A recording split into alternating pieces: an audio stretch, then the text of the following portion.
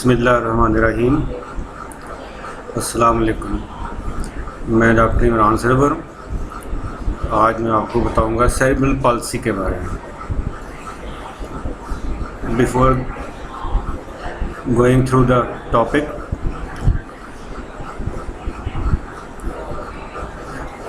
look at this scenario. A 2-year-old male child brought to you with history of delayed walking. He was born prematurely at 33rd week of gestation. On examination, the child is walking on his toes. There is hypertonia along with brisk deep tendon reflexes in the lower limbs. Upper limbs are spared. What is your diagnosis? This is a scenario of paraplegic spastic type of cerebral palsy.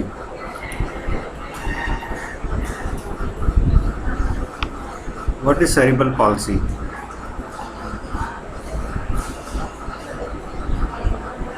Cerebral palsy is a group of disorder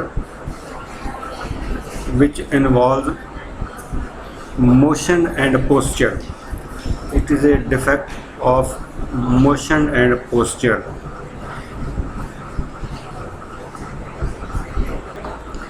Moreover, it is non-progressive or static in nature. Again, by definition, cerebral palsy is a non-progressive or static disorder of motion and posture. It occurs due to the injury to the growing brain. Growing brain means in the initial 2 years of life. The brain growth starts right in the fetal life and continues postnatally up to the age of 2 years. इस definition में आपने गौर किया होगा कि मैंने mental retardation नहीं कहा, because the higher mental functions may be spared in most of the cases, although there is association of cerebral palsy with the mental retardation and with cognitive impairment and behavioral problems. There is also association with epilepsy. The severity is ranging from minor incapacitation to the complete handicapped child.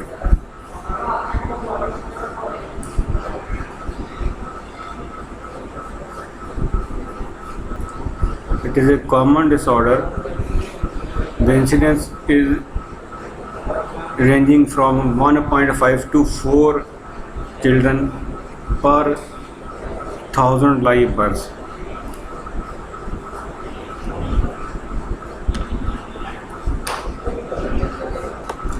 In 80% of the cases, some etiological factor may be present, but in remaining 20% of the cases, the etiology is idiopathic.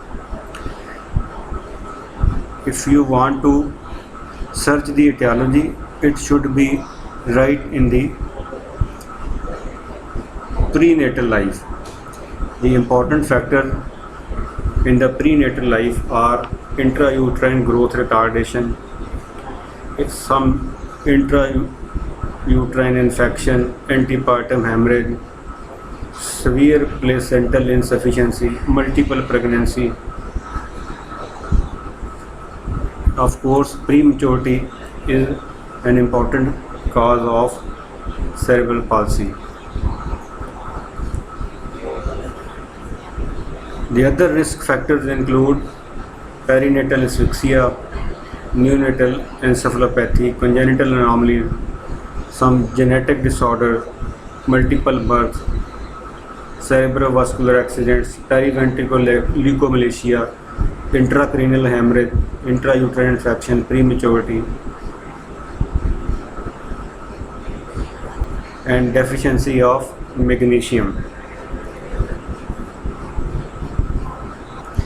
There are many ways to classify cerebral palsy, but two are important. Number one is physiologic and the other is topographic classification of cerebral palsy.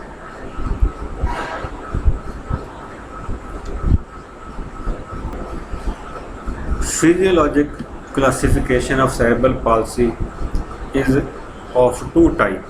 Number one is spastic and the number two is non-spastic. Spastic cerebral palsy when there is involvement of pyramidal system, while non-spastic cerebral palsy occurs when there is involvement of the extrapyramidal symptoms.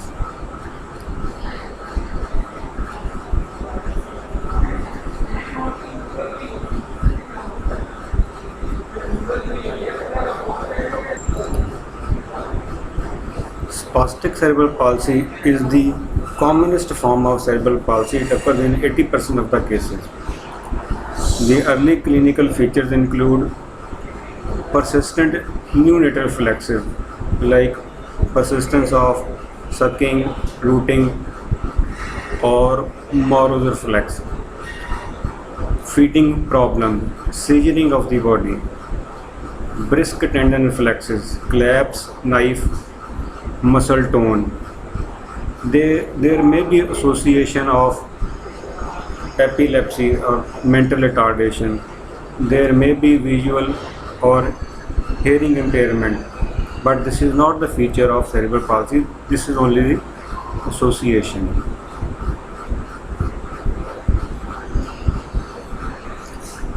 The sub classification of spastic cerebral palsy by combining the topographic subclassification. Number one is the hemiplegic type of spastic cerebral palsy. It can be recognized early in the life due to the hand preference. Movement on the affected side will be decreased and there will be hypertonia with brisk tendon reflexes on the affected side.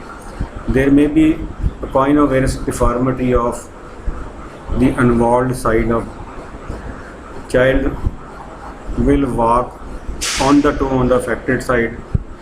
1/3 of the children they may have seizural disorder and 1/4 they may have mental retardation.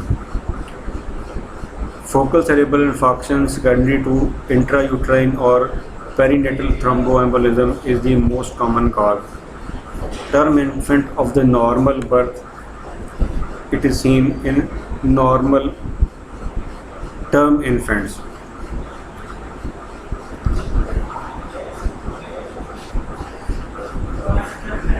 Second topographic classification is the diplegic spastic cerebral palsy. I am talking about the subclassifications of spastic cerebral palsy.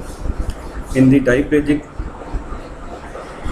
cerebral palsy, all the four limbs are involved, but lower limbs are more involved than the upper limb.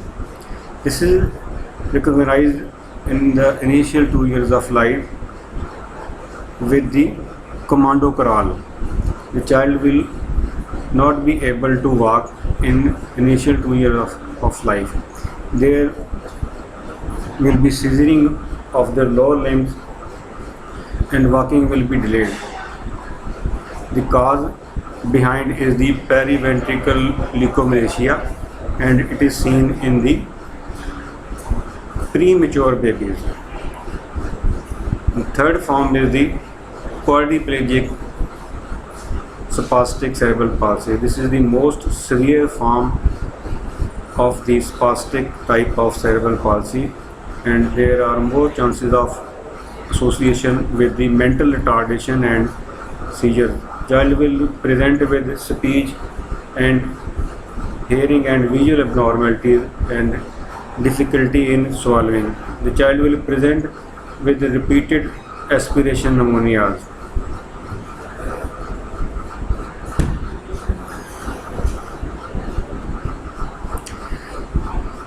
Here you can see the topographical involvement of the body.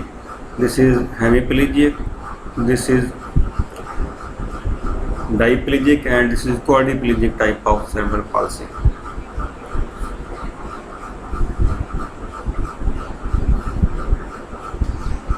Here you can see the involvement of the brain.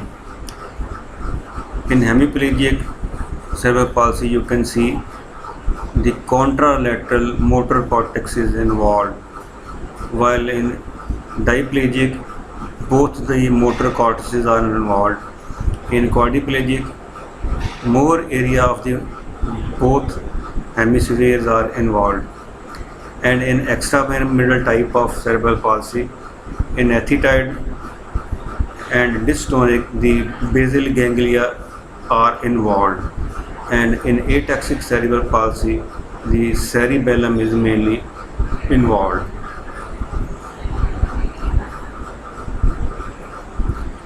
Less commonly, there may be extrapyramidal type of cerebral palsy.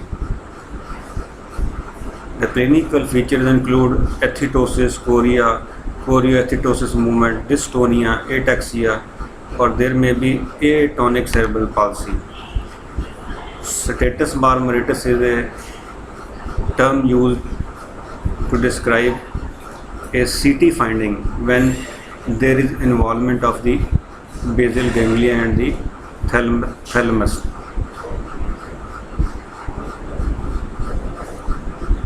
Status marmoritis can be seen after 10 months of life.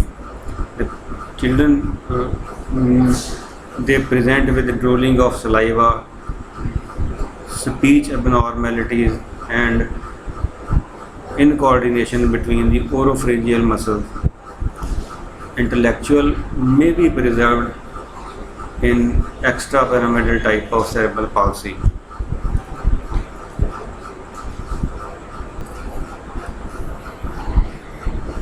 In ethetoid extrapyramidal cerebral palsy, the patient will display ethetosis. Ethetosis is slow writhing movements of both hands involving the distal extremities.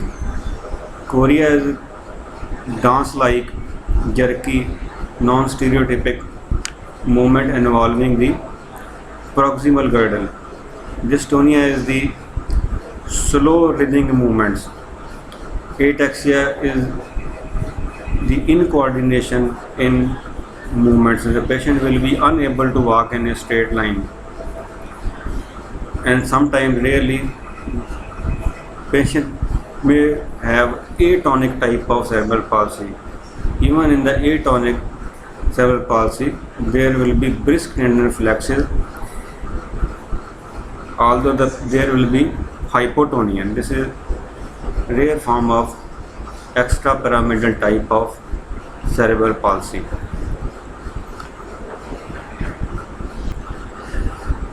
This is the difference between pyramidal and extrapyramidal type of cerebral palsy. The movement will be decreased in pyramidal, but it will be disordered in extrapyramidal cerebral palsy. The oropharyngeal muscle, they will display supranuclear or suprabulbar involvement, and there will be collapse type of spasticity is seen in cases of pyramidal type of cerebral palsy, but in cases of extrapyramidal cerebral palsy, there will be lead pipe type of rigidity in the limbs.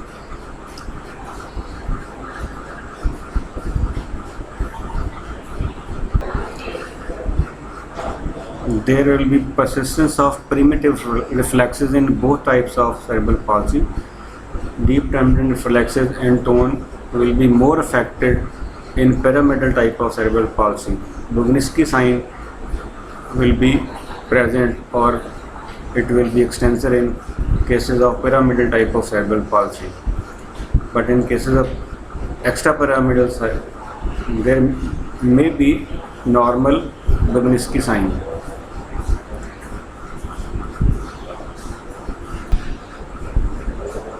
Topographic is nothing but it only represent which area of the body is involved. ये हम पहले discuss कर लिया हमने.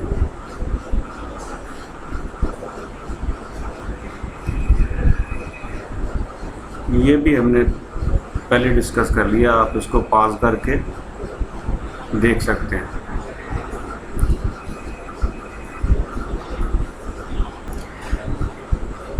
जैसे कि मैंने पहले बताया कि cerebral palsy is a disorder of motion and posture, and these are some associations, although they are not essential features of cerebral palsy, but only the association. There may be cognitive or behavioral disturbances seen in cerebral palsy. There may be association with epilepsy. Mental retardation is seen in 60% of the cases and especially present when there is quadriplegic type of cerebral palsy. Psychiatric disorders are seen in cerebral palsy. There may be visual impairment along with hearing disorder, and there may be speech problem. There may be growth retardation along with some orthopedic disorders. There may be urinary disorders, neurological disorientation, sensory defect, miscellaneous thromboregulation, and problems of social and emotional adjustments are present in many cases. Dental defect may be seen in many cases.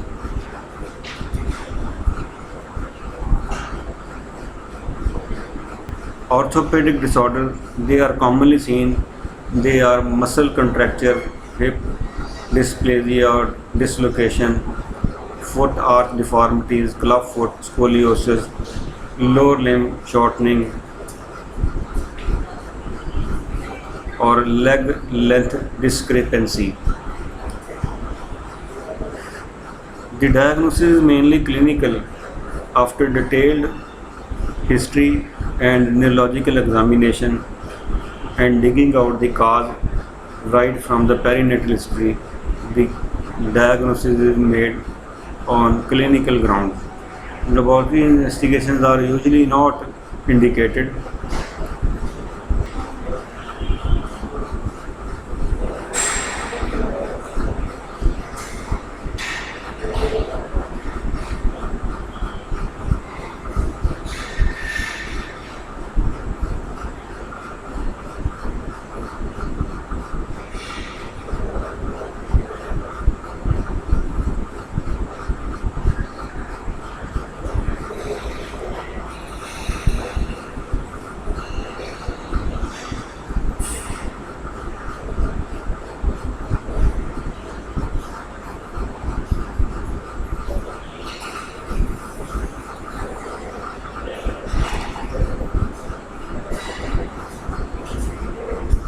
In the early neonatal life, the cranial ultrasonography may show the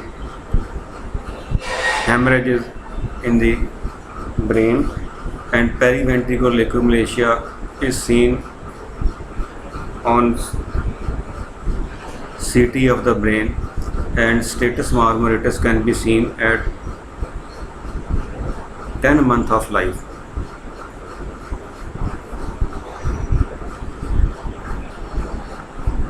The other investigations like EEG may be indicated if there is association of epilepsy, and nerve conduction studies may also be carried out in some cases. The differential diagnosis include degenerative brain disease. As in the early, I have told you that this is a static disorder. If the disease is progressing, it means you are not dealing with cerebral palsy. This is a feature of degenerative brain disease, and cerebral palsy should also be differentiated from congenital hydrocephalus and subdural effusion. Brain tumor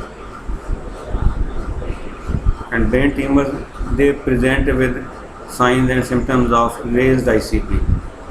Miscellaneous disorders like congenital myopathies and muscular dystrophies, they should also be differentiated from cerebral palsy.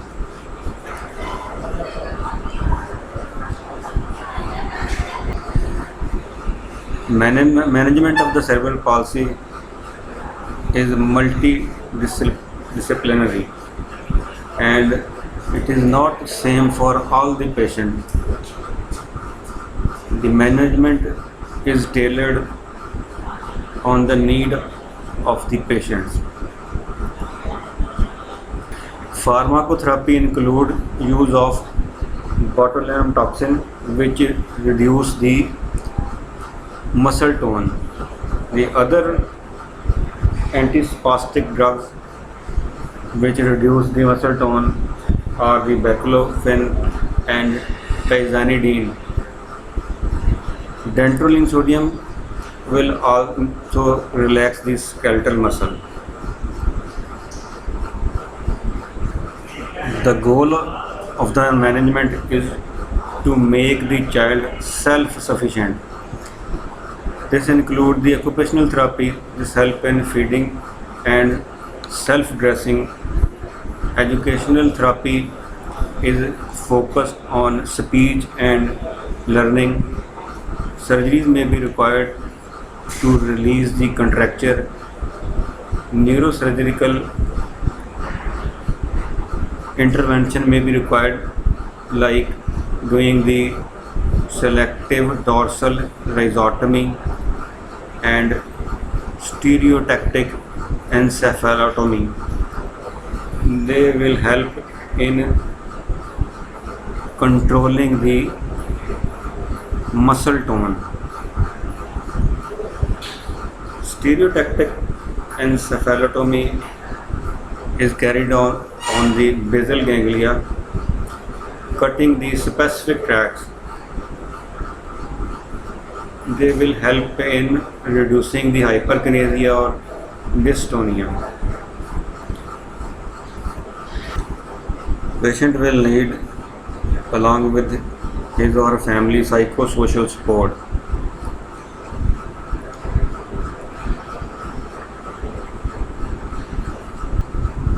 Prevention include good antenatal care and timely cesarean section, and there should be early diagnosis of the disease in the early neonatal and infantile age.